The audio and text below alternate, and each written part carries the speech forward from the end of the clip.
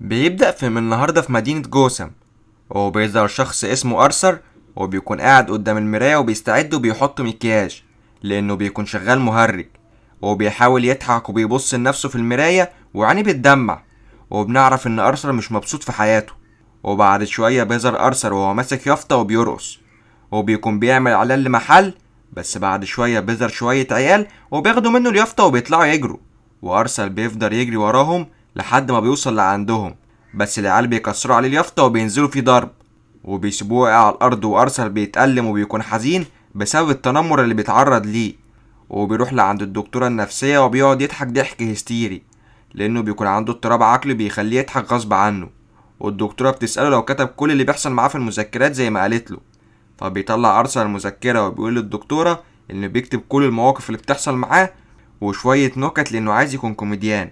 وبتقلب الدكتورة في المذكرة وبتلاقيه كاتب أنا نفسي لما أموت موتة قيمة. وبيقول للدكتورة إنه كان حاسس بشعور حلو لما كان محبوس في المستشفى. وبيخلص وبيركب الأتوبيس عشان يروح، بس بيقابل طفل صغير وبيحاول يضحكه.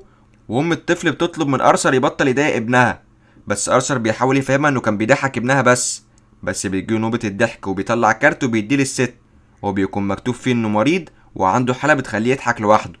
وبيخلص وبيرجع للحي الفقير اللي عايش فيه، وبيتفقد البريد ومش بيلاقي حاجة. وبيرجع للبيت وبيعرف أمه إن الصندوق فاضي.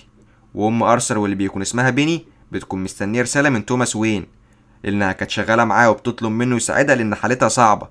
بس أرثر بيقول لها إن توماس مستحيل يرد لأنه راجل غني ومشغول على طول. بس بيني بتقوله إن توماس راجل كويس وهيرد عليهم، وبيشتغل برنامج لمذيع مشهور اسمه فرانكلين. وأرثر بيتخيل نفسه جوه عرض من عروض فرانكلين، وفرانكلين بيقومه وبيطلب منه يعرف عن نفسه. فبيقول له أرثر إنه عايش مع أمه وبيخلي باله منها، وأمه بتطلب منه على طول إنه يفضل سعيد. وفرانكلين بيتأثر بكلامه وبيطلب منه يطلع على المسرح، وبيقوله إنه ولد كويس وإنه مستعد يخسر البرنامج بتاعه والشهرة عشان يكون عنده ابن زيه. وبيكون أرثر فرحان. وبنرجع للواقع، بيروح أرثر الشغل وبيظهر جسمه وهو مليان كدمات بسبب العيال اللي ضربوه. وبيجيله زميله في الشغل وبيقول انا عرفت ان في عيال ضربوك وكسروا عليك اليافطه، وبيديله مسدس عشان يحمي نفسه. وبيجي جاري وبيعرف ارثر ان المدير عايزه. وبيروح ارثر لعند المدير، والمدير بيعرفه ان في شكوى جت ضده بسبب انه ساب الشغل فجأة ومشي، وكمان ما رجعش اليافطه. فبيقول له ارثر ان في عيال طلعوا عليه وضربوه واخدوا منه اليافطه، بس المدير مش بيصدقه وبيقول له انه هيدفع ثمن اليافطه من مرتبه. وارثر بيتضايق لان المدير مش مصدقه، وبيطلع بره وبيخرج غضبه في صناديق الزباله. وبيرجع على بيته وبيتفقد البريد ومش بيلاقي حاجه. وبيروح يركب الاسانسير بس بيقابل جارته اللي اسمها صوفيا، وبيقعدوا يبصوا لبعض وبيبان ان ارثر اعجب بيها. وبيسيبها وبيرجع لبيته، وبيحمي امه وبتساله لو لقى حاجه في البريد. وبتعرفه ان توماس وين راجل طيب ومستحيل يكون عارف انهم عايشين العيشه الفقيره دي وما يساعدهمش. بس ارثر بيقول لها ما تشغلش بالها بالفلوس لانه هيقدم عروض كوميديه. بس امه بتقوله انت لازم تكون بتضحك عشان تقدم العروض دي. وبيروح ارثر يتفرج على التلفزيون، وبيكون ماسك المسدس في ايده وهو بيرقص، بس بيضرب نار بالغلط وبتيجي في الحيطه. وامه بتساله عن الصوت ده، فبيقول لها ارثر ان ده صوت التلفزيون. وبيجي تاني يوم وبيفضل ارثر ماشي ورا صوفيا، وبعدين بيسيبها وبيروح لعرض كوميدي وبيبدا يكتب شويه ملاحظات. وبيرجع على البيت بيلاقي صوفيا مستنياه وبتساله لو كان ماشي وراها النهارده. وارثر مش بينكر وبيقول له صوفيا نكته وبتضحك، فبيعرض عليها انها تيجي العرض الكوميدي بتاعه. وصوفيا بتوافق. هو بيظهر ارثر وهو بيقدم عرض في مستشفى اطفال، بس المسدس بيقع منه وبيخبيه بسرعه، وبيطلب من الاطفال ما يقولوش لحد. بس المدير بيعرف وبيكلمه وهو متعصب، وارثر بيحاول يصلح الوضع وبيقوله ان المسدس ده لعبه وتبع العرض. بس المدير بيعرفه ان راندر قاله ان هو كان عايز يشتري مسدس قبل كده، وبيطرد ارثر من الشغل. وارثر بيتعصب وبيكسر كابينة الاتصالات، وبيركب المترو عشان يروح، بس بيظهر 3 شباب وبيكونوا بيضايقوا بنت. وارثر بيجيله نوبة الضحك، والشباب بيسيبوا البنت وبيروحوا له، وبيقول له كنت بتضحك على ايه يا مهرج. وارثر بيحاول يمد ايده في جيبه ويطلع الكارت بتاعه، بس الشباب بيفتكروه بيطلع سلاح فبيتلموا عليه وبينزلوا في ضرب. بس ارثر المرة دي بيدافع عن نفسه وبيطلع السلاح وبيقتل 2، والتالت بيهرب فبيجري وراه وبيخلص عليه. وبيستوعب اللي عمله فبيطلع يجري، وبيدخل حمام وبيرقص عشان يهدى. وبيروح الشغل عشان يلم حاجته، وكل الموجودين بيكونوا بيتكلموا عن المهرج اللي قتل 3 شباب، وبيواسوا ارثر عشان اترفد من الشغل. وبيسألوه لو المسدس اللي معاه كان حقيقي، فبيقول لهم ارثر انه حقيقي وانه بتاع راندر. بس راندر بينكر وارثر مش بيفرق معاه، وبيكسر الساعة وهو ماشي. وبيرجع على البيت وبياخد أدويته وبيتفرج على التلفزيون مع أمه. وبيظهر توماس وين وهو بيتكلم عن ال3 شباب اللي ماتوا لأنهم كانوا شغالين معاه، والمذيع بيسأله عن سبب كره الفقراء للأغنياء لأن معظمهم واقف مع القاتل. فبيرد توماس وبيقوله إنه هيرشح نفسه عشان يكون العمدة وهيبني مصانع عشان يقضي على الفقر. وبيكمل كلامه وبيقول إن القاتل جبان لأنه كان لابس قناع مهرج. وأرثر بيقعد يضحك من كلام توماس وين، وبيروح لعند الدكتورة بتاعته وبيقول لها أنا حاسس إني شفاف وإن مفيش حد بيشوفني زيك كده بالظبط، لأن كل مرة بتسألي نفس الأسئلة مع إني بحكي لك حاجات مختلفة، بس أنا عملت حاجة خلتني أتأكد إن الناس شايفاني. بس الدكتورة بتقاطعه وبتعرفه إن الحكومة وقفت تمويل مكتبها وإن المكتب هيقفل وهتكون دي آخر مرة يتكلموا فيها. وأرثر بيتضايق لأن ملوش حد يتكلم معاه، وبيظهر وهو رايح يقدم أول عرض كوميدي ليه. بس أول ما بيطلع على المسرح بيجيله نوبة الضحك وبيقعد يضحك ومش بيعرف يتكلم. وبعد شوية بيهدى وبيشوف صوفيا من ضمن الحضور وبيبدأ يقول المواقف والنكت بتاعته، بس مفيش حد بيضحك وبيخرج يتمشى مع صوفيا. وبيشوف الجرايد بتتكلم عن المهرج اللي قتل 3 شباب وصوفيا بتقول عليه بطل.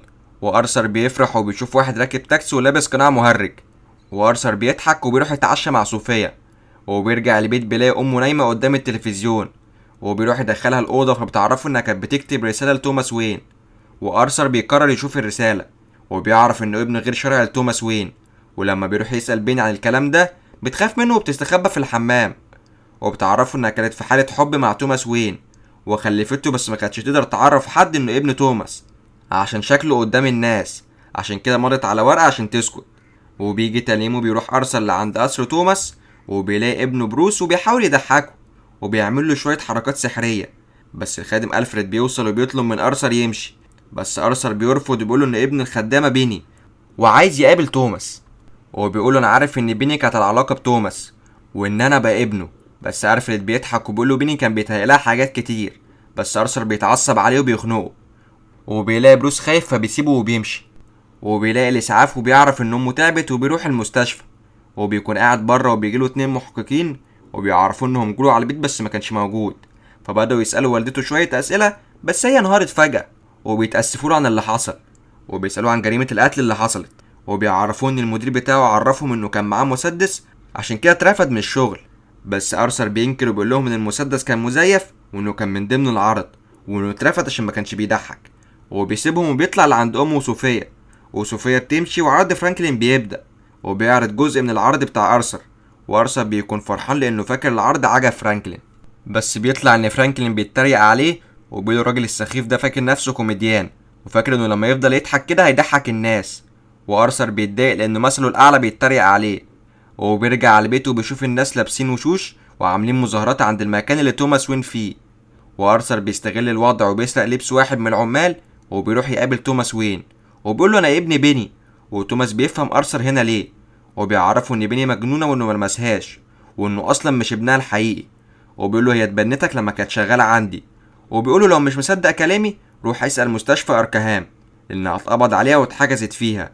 وأرثر بيجيله نوبة الضحك وبيقعد يضحك وتوماس بيضربه في وشه وبيمشي. وبيرجع أرثر على بيته وهو متضايق وبينام جوه التلاجة.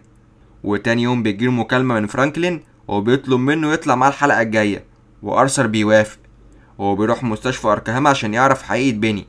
والموظف بيعرفه إن بيني كان عندها مرض عقلي واتحبست في المستشفى ومش بيرضى يقوله أي حاجة تانية. فبيشد أرثر منه الملف وبيجري وبيقراه وبيعرف إن ابن بيني الحقيقي مات وهي ربته بمساعدة مجرم. وبيتضايق أرثر إن بيني كانت بتضحك عليه كل ده. وبيرجع لعند صوفيا على البيت واللي أول ما بتشوفه بتتخض وبتطلب منه يخرج بره. وأرثر مش بيكون فاهم اللي بيحصل وبيقعد يفتكر كل الأوقات الجميلة اللي قضوها سوا. وبيطلع إنه كان بيتخيل كل ده وإن صوفيا ما كانتش في حياته أصلا. وبيخرج من عندها وهو متضايق وبيرجع على البيت وبيقعد يضحك ضحك هستيري. وبيروح لعند بيني المستشفى وبيقول لها أنا حياتي عبارة عن مسرحية هزلية، وبيخنقها بالمخدة وبيخلص عليها. وبيرجع على البيت وبيجهز الكلام اللي هيقوله لفرانكلين وبيصبغ شعره بالأخضر وبيحط مكياج. بس الباب بيخبط وأرثر بيخبي المقص في جيبه وبيفتح بيلاقي راندر وجاري وبيكونوا جايين يسألوا عليه. وراندر بيكون قلقان وبيسأله لو ليه علاقة بجريمة القتل اللي حصلت، بس أرثر بيضربه بالمقص في رقبته وبينزل فيه ضرب لأنه على طول كان بيعامله وحش وهو اللي اداله المسدس. وجاري بيكون مرعوب بس أرثر بيطمنه وبيعرفوا انه مش هيعمل له حاجه لان هو الوحيد اللي كان بيعامله كويس.